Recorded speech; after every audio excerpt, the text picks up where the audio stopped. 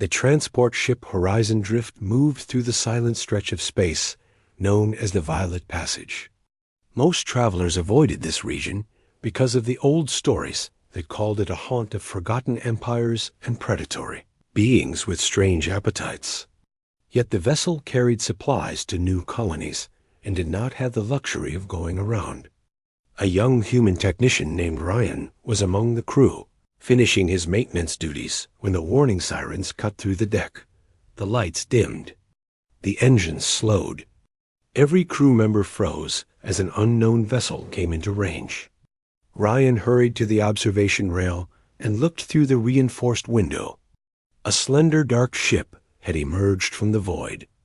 Its hull shimmered with shifting colors like polished obsidian brushed by moonlight. No known design matched it. The captain ordered the crew to stand by while a boarding signal flashed across the consoles. Ryan swallowed hard. He had heard the rumors. The Void-born, the Night Tribes, the pale ones who traveled between stars feeding on energy signatures. Most called them myths. The crew of the Horizon Drift was about to learn otherwise. A ripple of blue light formed at the center of the deck. The air vibrated. Shapes took form. When the glow faded, a single figure stood before the humans. She was tall, elegant, and impossibly still. Her skin carried a cool silver tone. Her eyes glowed faintly red, as if holding embers behind a thin layer of frost. Her clothing resembled ceremonial armor, smooth and layered like flowing plates of midnight. And though she radiated calm, there was something that made every instinct in the room sharpen with primal caution. She was alone. But no one doubted she represented powerful forces. The captain stepped forward. He tried diplomacy, but his voice shook. The alien woman scanned the crew, as if measuring them through unseen senses. When her gaze landed on Ryan, something changed. Her eyes narrowed slightly, and she moved toward him. The rest of the crew stepped back. Ryan did not. He could not. His pulse hammered as she stood before him, her height nearly half a head above his. A strange sensation swept through him. It felt like she was reading his thoughts, or listening to something deeper than sound. Her aura chilled the air around them. She studied him and spoke in clear, translated speech. You radiate fear, yet you do not flee. Curious. Her voice was smooth, resonant, and carried an ancient weight that made Ryan's legs tremble.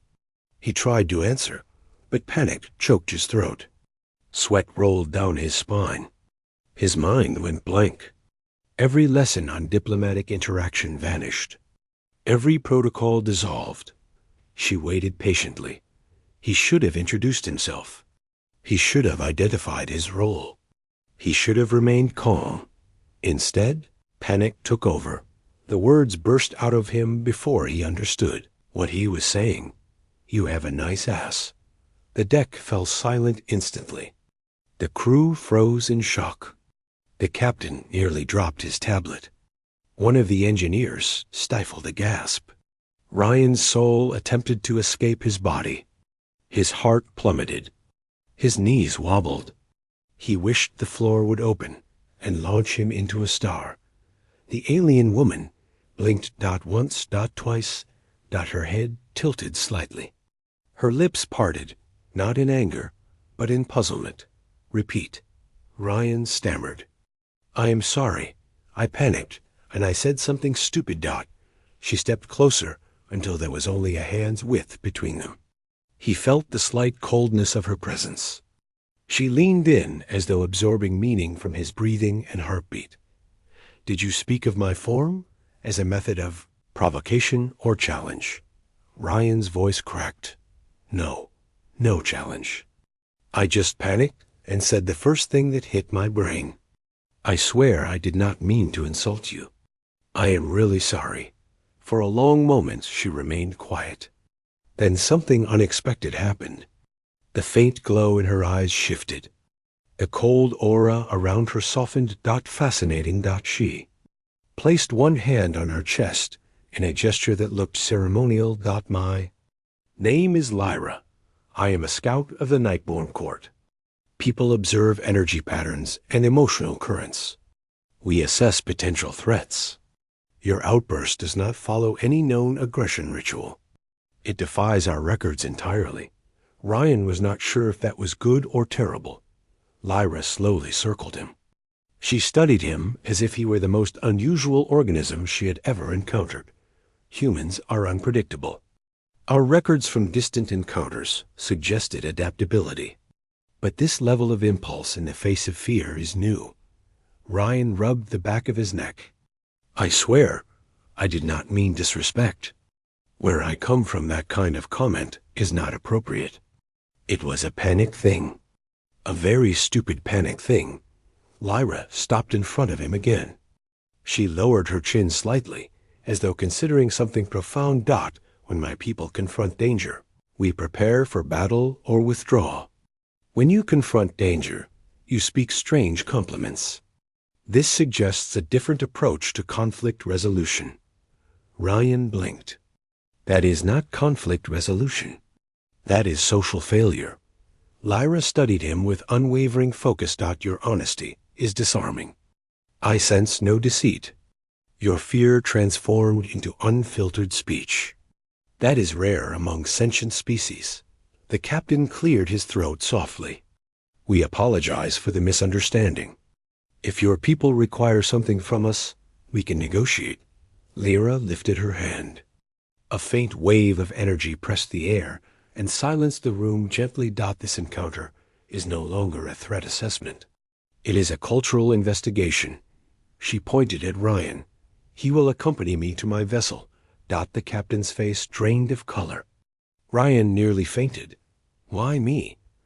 Lyra answered calmly. Your mind reacts without predictable patterns. That makes you valuable. I wish to understand your species through you. You are a direct sample. A direct sample sounded dangerously close to something unpleasant. He raised his hands quickly. Hold on. I am just a technician. I fix wires and run diagnostics. I am not a diplomat or scientist. Lyra's expression remained unreadable.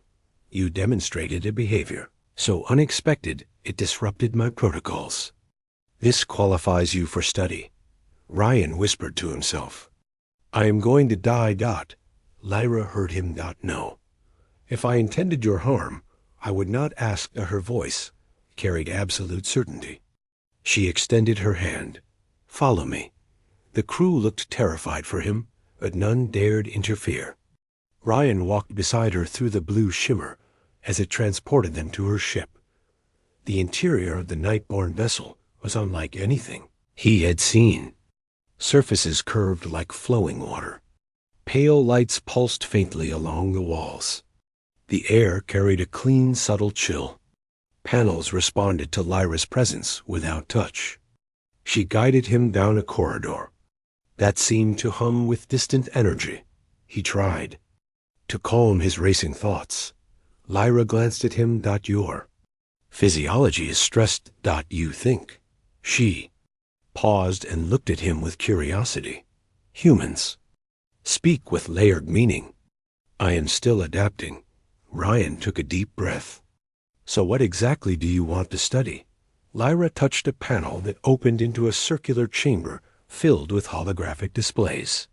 She gestured for him to step inside. Your impulse reaction, your emotional pathways, your cultural context, and the reason you associated danger with commentary about my physique. Ryan groaned quietly. This is going to haunt me forever. Lyra approached him, her presence serene yet intense. When you spoke that phrase, did you intend admiration, hostility, or distraction? Admiration. It was stupid admiration. Humans sometimes say dumb things when afraid. Lyra considered his answer with serious attention. Intriguing. My people view physical form as a symbol of strength and lineage.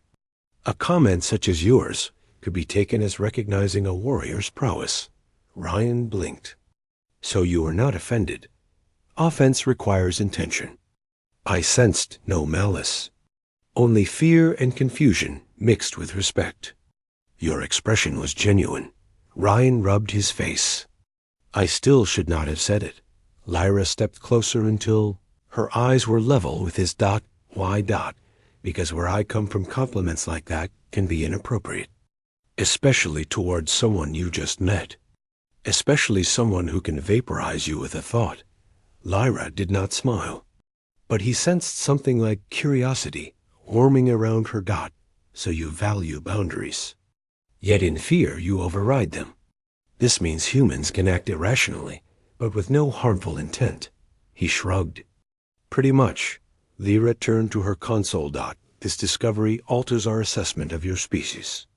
The Nightborn believed humans were reckless aggressors. This suggests humans are impulsive, yet guided by empathy. Even your panic reaction aimed no harm at. She paused dot, if anything. It attempted connection. Rayon's eyes widened. No, that is not what I meant. Lyra ignored his protest and continued her analysis. Ryan watched as symbols shifted on her holographic displays. Her people were interpreting everything he had done. That terrified him. Yet Lyra's presence did not feel dangerous anymore. She seemed more like a scholar fascinated by a puzzle. No one had solved dot. After several minutes, she faced him again. Ryan. Of Earth. I wish to ask one more question. Go. Ahead. When you looked at me and spoke that hurried compliment, what did you feel beneath the fear? Ryan froze. The room seemed to quiet around him. Lyra awaited his answer with unwavering patience. He chose honesty. I felt overwhelmed. You were intimidating, but also impressive. I did not know what to say. My brain just collapsed, and something clumsy came out. That is all. Lyra absorbed his words the way she absorbed everything, with total focus. Overwhelmed. Impressed. Disoriented. She touched her chin thoughtfully. My people do not understand emotional chaos. We suppress it. Control it. Yet you let it erupt. You let it shape your actions. And through it you revealed sincerity. She stepped closer. This is a strength humans possess. Not a weakness. Ryan blinked. Really? Lyra nodded once. Your unfiltered honesty pierced the barrier between our spec.